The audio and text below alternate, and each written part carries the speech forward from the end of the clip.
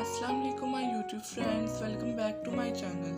तो कैसे हैं आप सब। आज मैं आप लोगों के लिए सूरत मरियम के बारे में बहुत ही अच्छी मालूमात लेके आई हूँ। तो मैं आप लोगों को बताना शुरू करती हूँ। सूरत मरियम मक्की सूरत है। इसमें 98 आयात है। सूरत मरियम में हज़रत मरियम अलैहिस्सलाम का तज़किरा है, इसलिए इसका नाम सूरत मरियम रखा गया है।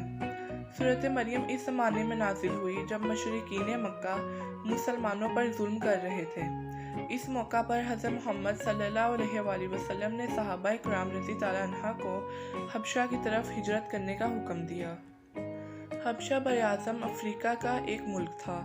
जब हज़रत मोहम्मद सल्लल्लाहु अलैहि वसल्लम ने नबूवत का ऐलान फरमाया तो वहाँ एक ईसाई हुक्मरान था जिसका लक़ब नजाशी था।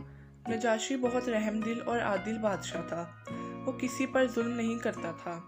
नजाशी का असल नाम असहामा था। मक्का मुकरमा में सहाबा किराम रज़ी ताला अन्हा पर कुरैश का जुल्म हद से ज़्यादा था।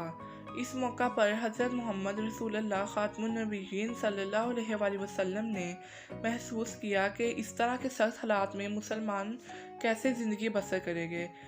आप सल्लल्लाहु अलैहि वसल्लम ने अल्लाह ताला के हुक्म से मुसलमानों को हबशा की तरफ हिजरत करने की इजाज़त दे दी। हज़रत मोहम्मद रसूलुल्लाह खातमुन नबीयीन सल्लल्लाहु अलैहि वसल्लम की इजाज़त से 11 मर्दों और 4 औरतों ने हबशा की तरफ हिजरत की। हिजरत करने वालों में हज़रत उस्मान गनी रज़ी ताला अन्हा और आपकी ज़ौजा मोहतरम हज़रत रुकैया रज़ी ताला अन्हा भी थी। ये हबशा की तरफ पहली हिजरत थी और ये नबूवत का 5वां साल था।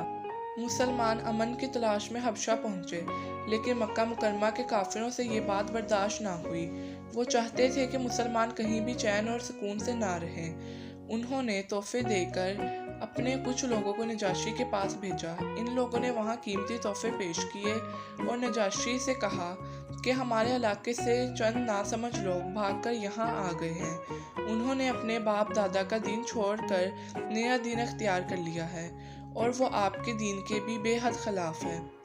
आप इनको हमारे हवाले कर दें। ये बात सुनकर नजाशी ने मुसलमानों को दरबार में बुलाया और इनसे कुछ सवालात किए। नजाशी के सवालों के जवाब में हज़रत जाफ़िर बिन अबी तालिब रज़ी ताला अन्हा ने नजाशी के दरबार में बड़ी पुर असर तकरीर की। आप रज़ी ताला अन्हा ने फरमाया, ए बादशाह, हम लोग जाहिल थे, बुतों की पूजा करते थे, मुरादार खाते थे, गुनाहों के आदी थे और पड़ोसियों का हक मारते थे। जो ताकतवर होता वो कमज़ोर पर जुल्म ढाता था। हम ऐसी ही हालत में थे जब अल्लाह ताला ने हम पर करम फरमाया, हम में अपना रसूल भेजा। उन्होंने हमें अल्लाह ताला की तरफ बुलाया, बुत परस्ती से मना किया और फरमाया कि हम सच बोलें, खून खराबे से बाज आ जाएं, यतीमों का माल ना खाएं, पड़ोसियों का ख्याल रखें, नमाज पढ़े, रोज़े रखे और ज़कात दे। हम उन पर ईमान लाए, शिर्क, बुत परस्ती और तमाम बुरे आमाल छोड़ दिए। इस वजह से हमारी कौम हमारी दुश्मन हो गई और वो चाहती है कि हम इस गुमराही की तरफ वापस चले जाएं। हम इनके बहुत ज़्यादा तंग करने पर आपके मुल्क में आ गए हैं। ऐ बादशाह, हमें उम्मीद है कि हम यहाँ जुल्म से महफूज रहेंगे। नजाशी ने हज़रत जाफ़िर रज़ी ताला अन्हा से कहा कि वो अपने नबी खातमुन नबीयीन सल्लल्लाहु अलैहि वसल्लम पर नाजिल होने वाले कलाम में से कुछ सुनाए। हज़रत जाफ़िर रज़ी ताला अन्हा ने सूरत मरियम की आयात की तिलावत की। नजाशी और इसके दरबारियों पर बहुत असर हुआ और वो रोने लगे। नजाशी ने कहा, ये कलाम और अंजील एक ही चिराग की रोशनियाँ हैं। नजाशी ने मुसलमानों को वापस जाने से इनकार कर दिया।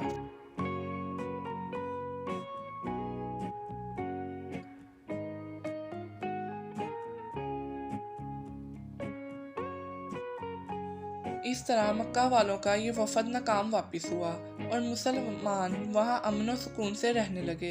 हबशा के लोग मुसलमानों की पाक ज़िंदगी से बहुत मुतासिर हुए। कई लोग इनकी दावत से मुसलमान हो गए। मुसलमान होने वालों में हबशा के बादशाह नजाशी भी थे। सूरत मरियम में जिन बातों का जिक्र है उनमें से ये भी हैं। सूरत मरियम में अल्लाह ताला की वहदानियत का बयान है, यानी अल्लाह ताला वाहिद है, इसका कोई बेटा और शरीक नहीं। फिर साबका अंबिया इकराम का तज़किरा है जिसमें बताया गया है कि किसी नबी की मौजूदा पैदाइश इसको अल्लाह या अल्लाह का बेटा नहीं बनाती। اس صورت میں حضرت مریم علیہ السلام کا تذکرہ ہے اور پھر حضرت عیسیٰ علیہ السلام کی معجزانہ تخلیق کا تفصیلی ذکر ہے۔ آخری 3 رکوعوں میں قیامت کے احوال کا بیان ہے۔ اس دن اللہ تعالیٰ کے نیک بندوں کو مہمان بنا کر لایا جائے گا، جبکہ مجرموں کو پیاسے جانوروں کی طرح ہانک کر دوزخ کی طرف لے جایا جائے گا۔ سورۃ مریم کو پڑھنے کے بعد جو ہمیں معلوم ہوتا ہے وہ یہ ہے: اللہ تعالیٰ کی رحمت اور قدرت سے کبھی مایوس نہیں ہونا چاہیے، ہر حال میں اس سے دعا مانگتے رہیں۔ تمام انبیاء کرام نے اپنی قوموں کو ایک اللہ کی عبادت کرنے کی دعوت دی۔ ہمیں اپنی تمام حاجات کے لیے صرف اللہ تعالیٰ سے دعا کرنی چاہیے۔ کسی نبی کی معجزانہ پیدائش انہیں اللہ یا اللہ کا بیٹا نہیں بناتی، بلکہ یہ ان کی عظمت کو بیان کرتی ہے۔ ہمیں اپنے والدین کے ساتھ نیک سلوک کرنا چاہیے، کیونکہ یہ انبیاء کرام کا طریقہ ہے۔ ہمیں اپنے بڑوں کو نہایت ادب اور احترام سے نیکی کی دعوت دینی چاہیے اور انہیں برائی سے منع کرنا چاہیے۔ ہمیں وعدہ پورا کرنا چاہیے، کیونکہ یہ انبیاء کرام اور نیک لوگوں کی صفت ہے۔ اللہ تعالیٰ نے قرآن مجید کو حضرت محمد رسول اللہ خاتم النبیین صلی اللہ علیہ وآلہ وسلم کی زبان یعنی عربی زبان میں آسان فرما دیا ہے۔ ہمیں بھی عربی زبان سیکھ کر قرآن مجید میں غور و فکر کرنا چاہیے۔ حدیث نبوی ہے، حضرت محمد رسول اللہ خاتم النبیین صلی اللہ علیہ وآلہ وسلم نے فرمایا، ماں کی گود میں جن بچوں نے بات کی، ان میں سے ایک حضرت عیسیٰ علیہ السلام ہے۔ ایک اہم بات یہ بھی ہے، ہمارے نبی حضرت محمد صلی اللہ علیہ وآلہ وسلم نے معراج کے سفر میں جن انبیاء کرام سے ملاقات فرمائی، ان میں حضرت عیسیٰ علیہ السلام بھی تھے۔ جب ملاقات ہوئی تو حضرت عیسیٰ علیہ السلام نے حضرت محمد صلی اللہ علیہ وآلہ وسلم کو دیکھ کر فرمایا، خوش آمدید نیک نبی نیک بھائی۔ حضرت محمد صلی اللہ علیہ وآلہ وسلم نے حضرت عیسیٰ علیہ السلام کا حلیہ مبارک بیان کرتے ہوئے فرمایا، ان کا قد درمیانہ اور رنگ سرخ و سفید تھا، وہ ایسے لگتے تھے جیسے ابھی غسل خانے سے باہر آئے ہوں۔ یہ تمام تھی سورۃ مریم کی معلومات۔